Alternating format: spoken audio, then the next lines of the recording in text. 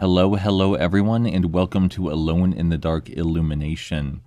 This is a third-person shooter, and the most recent Alone in the Dark game as of this recording, being released after the 2008 game. I'm a big fan of the 2008 game, and I know that Illumination, the game we're playing right now, has a pretty negative reception, so I thought, how bad can it be? I gotta see it for myself. I'm pretty good at third-person shooters, and I loved Alone in the Dark 2008. We're going to be playing as Hunter, who is Edward Carnby himself. We're going to be going through the Mines of Lorewich as best we can.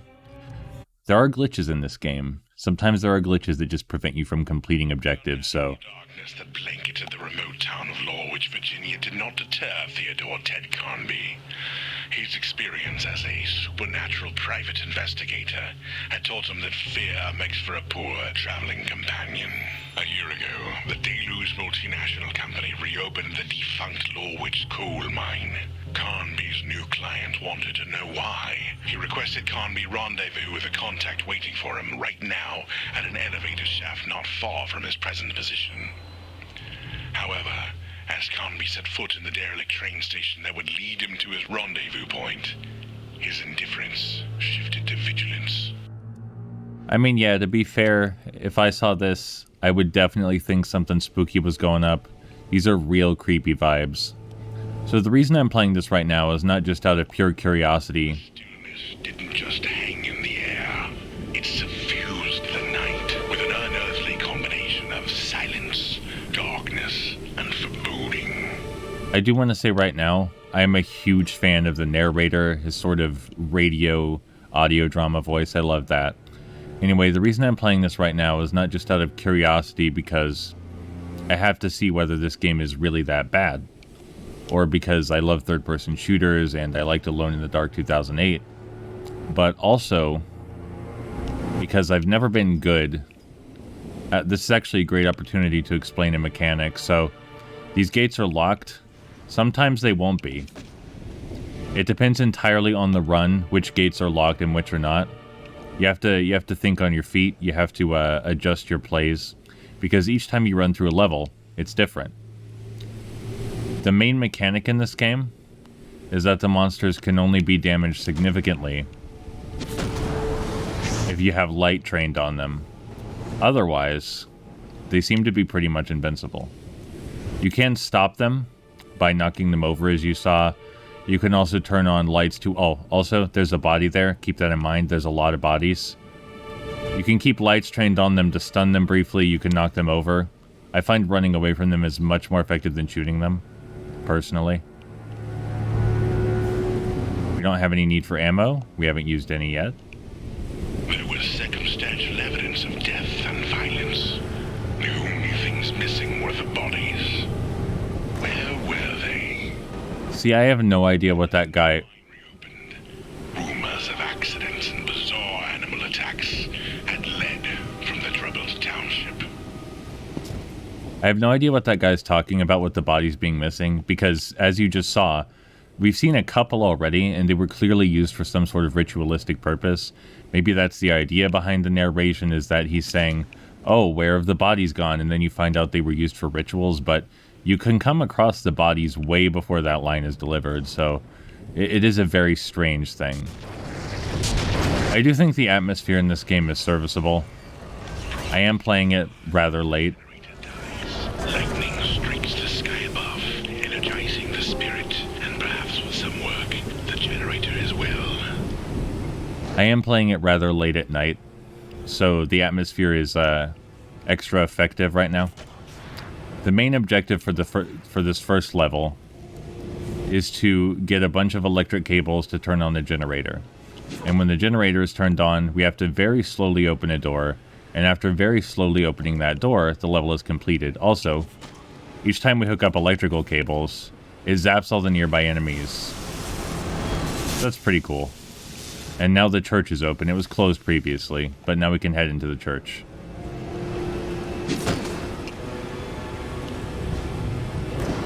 Like I was saying, I tend really to not shoot unless I have to. Isn't simply found. In times of despair, it must be forged with barricades, obstructions, and hails of bullets. A very common complaint about this game that you'll see around is that the enemies just appear out of nowhere. But that's definitely a deliberate function of the game. It's not like the enemies appearing out of nowhere is a glitch or an accident or any such thing. It's definitely like an intended part of the experience. You see them crawling out of the floor. You see them jumping out of the sky. Well, this guy's gonna blow. Good thing we got out of there in time. But yeah, you see the enemies jumping out of the sky. You see them crawling out of the floor. So I don't think at all. I love seeing them get obliterated. So, oh, this gate's usually closed. I'm surprised it's open this time. I've never been this way. I don't think at all that the enemies catching you by surprise is something to dock the game for. Like, that seems to be a huge part of the point, is that you can never be completely rid of the enemies. You have no idea where they're coming from at any given time. I still find that the game is pretty lacking in tension on average. And again, that's coming from someone who's pretty bad with horror stuff. Like, I don't do well with horror games or horror films or any such thing. But I have found that I do remarkably better with third-person horror games. Largely because that's a familiar space to me. I play third-person shooters and third-person action games all the time. So, playing a third-person horror shooter, not nearly as frightening a prospect as a first-person horror shooter. Especially since jump scares, they're much less prevalent in third-person games. I know it may sound a bit silly to be primarily worried about jump scares in a horror experience, right? You may think that's the last thing you would want to worry about, but I just don't like them. Like, honestly, anytime I'm watching anything horror themed, there's two things to watch out for. One of them is extremely excessive gore, and the other one is jump scares. I cannot stand jump scares. But I don't think this game's gonna have any jump scares in it. This is like a team. I'm in the car. That hasn't happened before. I gotta stay focused. But this is like a team-based third-person shooter that seems like it's borrowing some cues from games like Left 4 Dead. So I really don't think there's going to be any jump scares in this one. The tension, I think, is meant to come from the ever-encroaching horde of monsters and their scattershot invulnerability to damage, because they're only vulnerable when the lights are on. Hence the name Illumination, you see. Carnby seems to sprint faster when he... Ooh, health. Carnby seems to sprint faster when he has more stamina, which only makes sense to me. I think that's perfectly acceptable.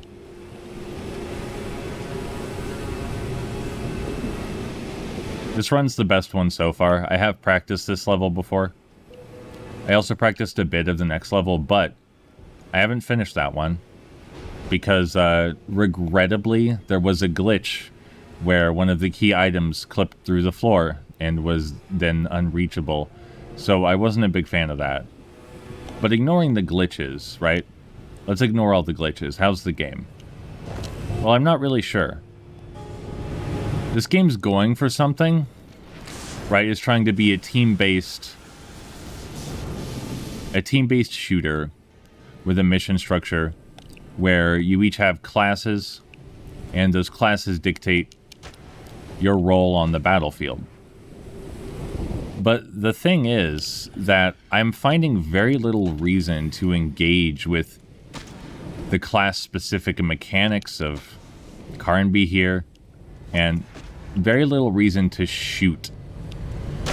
There's not much reason to shoot yet that I've found.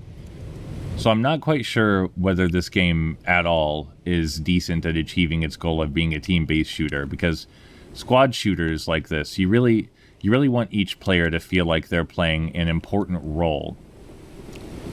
But it really seems like if you're playing this sort of thing, everybody's just going to be running through the level, grabbing the objectives, and smacking guys with the melee attack. It really seems like that's the optimal strategy here. Granted, it's very early on, right? This is the first level. But the amount of knockdown time is pretty absurd, I think. I wonder if that'll kill him. Doesn't seem to. Seems like he's still alive.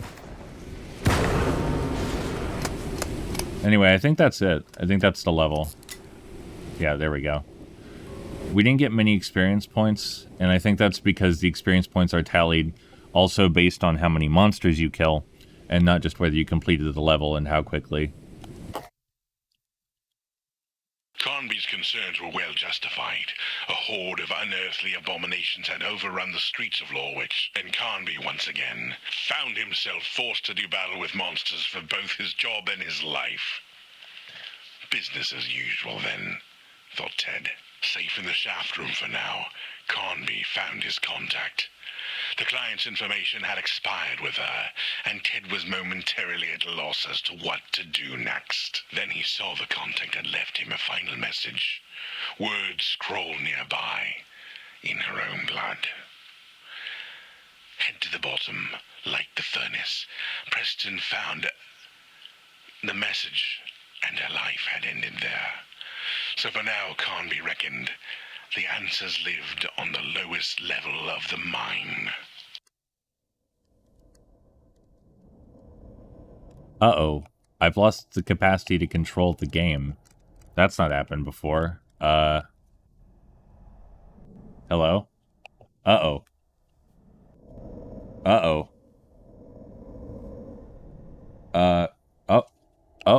Oh, there we go. Okay.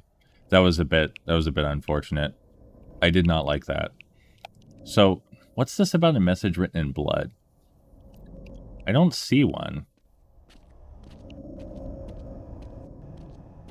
And where's the contact that supposedly died? Where is all the stuff I was supposed to have seen? It really feels like the story writing department and the game department we're not working together on this one. So, this is the second level. It doesn't really start proper till we get in that shaft right there. Yeah, I just don't see any of the stuff I was supposed to have gotten from this environment. With all these things on the prowl, there out to be thousands of casualties. Did they hide? Or were these creatures just really hungry? I would like to point out the guy said out, but it's just a way to say ought, O-U-G-H-T with his accent. And the subtitle guy incorrectly wrote O-U-T. I just would like to point that out. This is a cool sequence, though.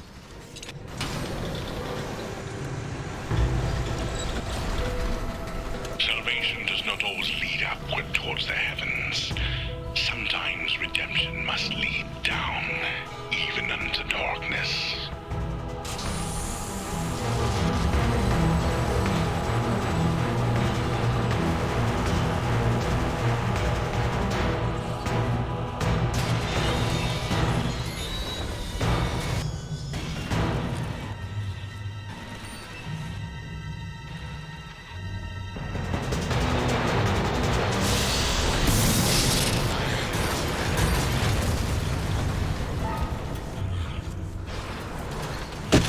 So yeah, what we've got here is a very classic horror situation.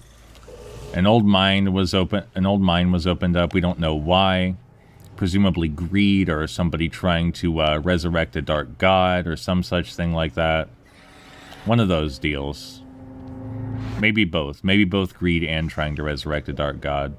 But we know one thing for sure. The mine should have stayed closed. But it didn't. So now we got to go put a stop to it. I like playing as, I thought his name was Ed, but I suppose in this one it's Ted. I like playing as Ted because I really fancy the idea that if you go by Alone in the Dark 2008's narrative, oh, hello. If you go by Alone in the Dark 2008's narrative, Carnby never really dies. He's more or less immortal. And he's just kind of reincarnated from time to time to stop evil. And I like to think that this is just his most recent reincarnation. Now, granted, I do think there's another Alone in the Dark game currently in development. Let's very carefully insert this battery. Alright, 2 more batteries. Last time that battery teleported underneath the floor and rendered the level soft-locked. I could not finish the level. So I was not a fan of that situation that I found myself in. The AI seems a little perplexed. They don't seem to be navigating this corridor very well. They're getting stuck on the steel beams and whatnot. So, we talked earlier about what the game wants to be. And whether it's any good at that. And I think, at least from these first 2 levels, the answer is emphatically, the answer is emphatically no. It is not good at what it wants to be. If you were playing this with multiple people, I don't think you'd feel like you were part of a team or a squad. I don't feel like you'd think your play had any value or weight. It would make the game easier, but only because you'd have more hands to grab more of the objectives, right? I don't think that that particular player's skill or any sort of organization or teamwork is necessary. But aside from that, how's the game if we take it from this weird perspective, the one I'm playing it from right now? Is the game better? Oh, hello.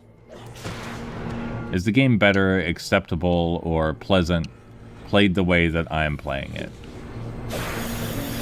And I mean, I don't know. I've definitely played worse games than this, right? I'm not going to mince words. Oh, this one's locked. I'm not going to mince words. I've definitely played many, many worse games than this. Well, let's look at what we've got here. Right? Are the monsters threatening? No. The light mechanic, is it fundamentally interesting? Yes. There's that. So we've got a fundamentally interesting core mechanic.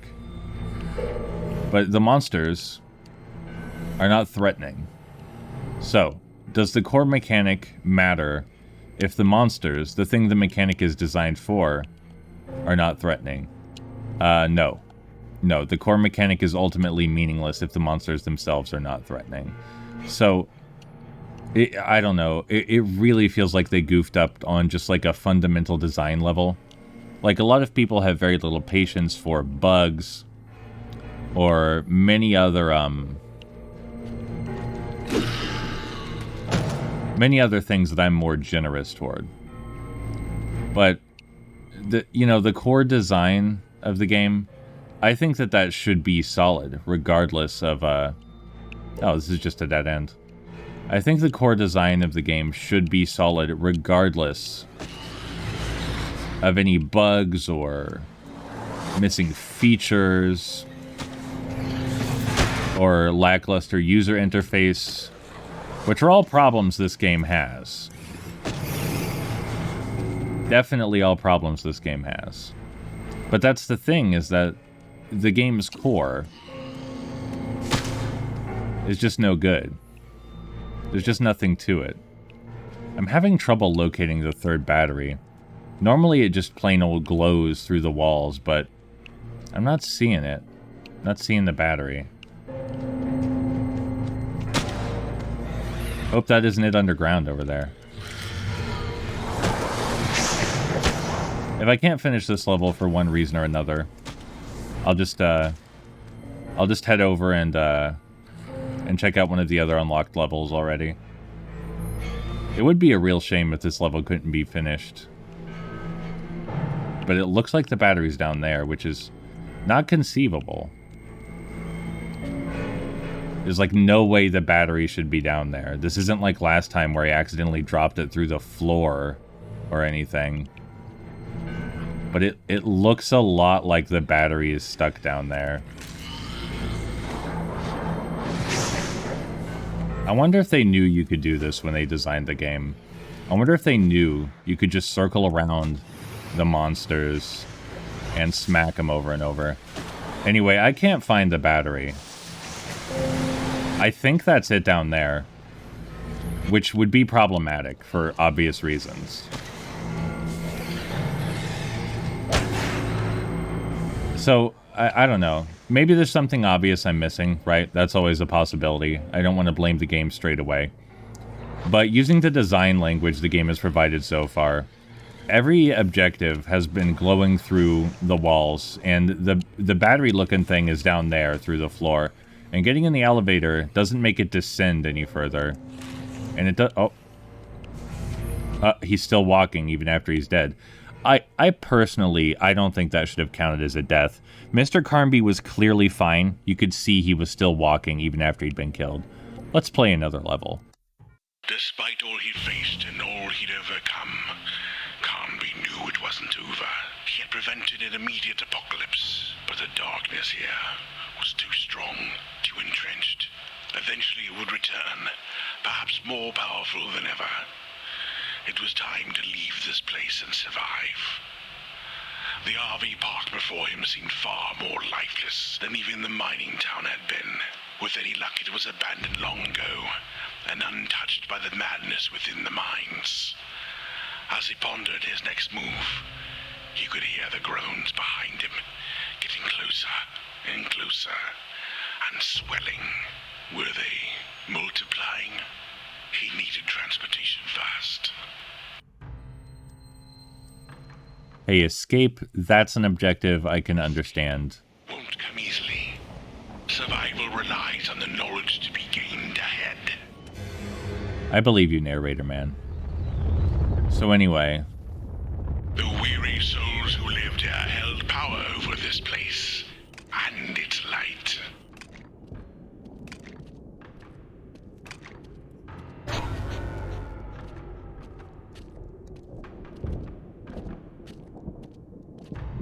Oh!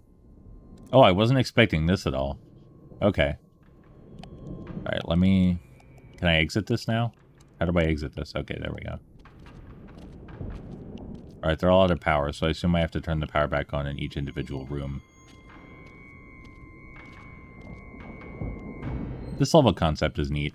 Traveling throughout the facility to power on the switches, which themselves turn on the lights. I'm not sure how that works, but I like the concept.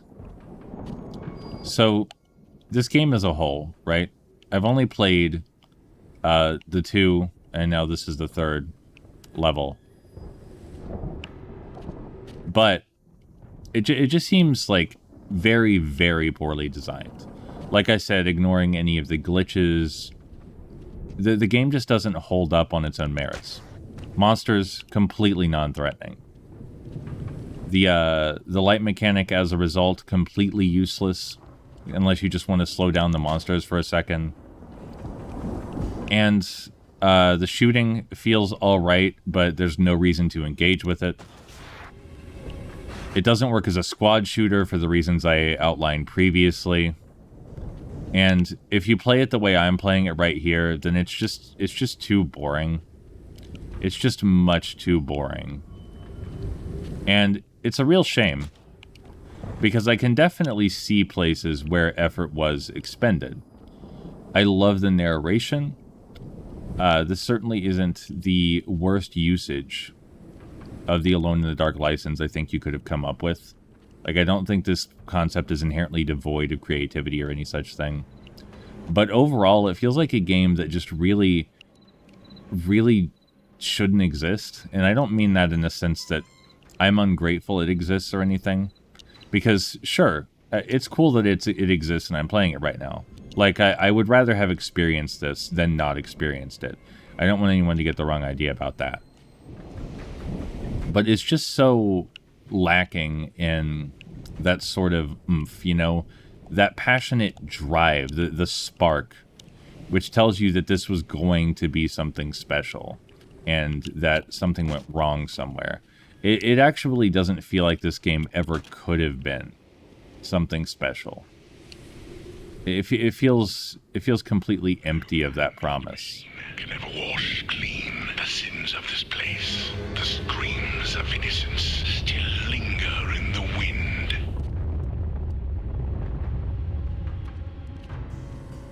Is the big tire? Okay. I'm not sure what we're doing with the big tire. Also, the open level design, a really cool idea. But I'm not sure how many legs it has exactly, because in order for open level design to entice a player, you have to convince them that there's something worth finding in the open areas.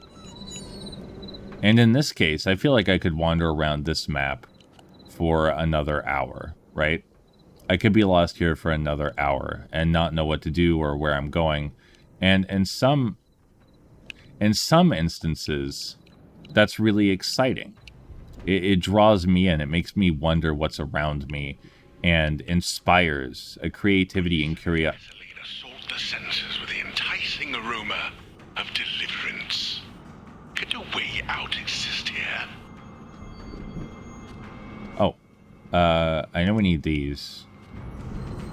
But yeah, like, it's possible for a game with open levels like this to entice the player and encourage creativity in problem solving.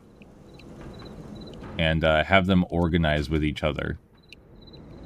You know, maybe have someone covering... Oh, I think that's where the tire goes, actually. So let's put the tire away first. Have someone covering the group, have someone blazing ahead with their guns, have someone running around, turning on the, turning on all the lights to cover their tracks, and make sure that the gunner actually can shoot properly. I don't actually know what the other classes do, but I know they all have their own special moves. Alright, tire installed.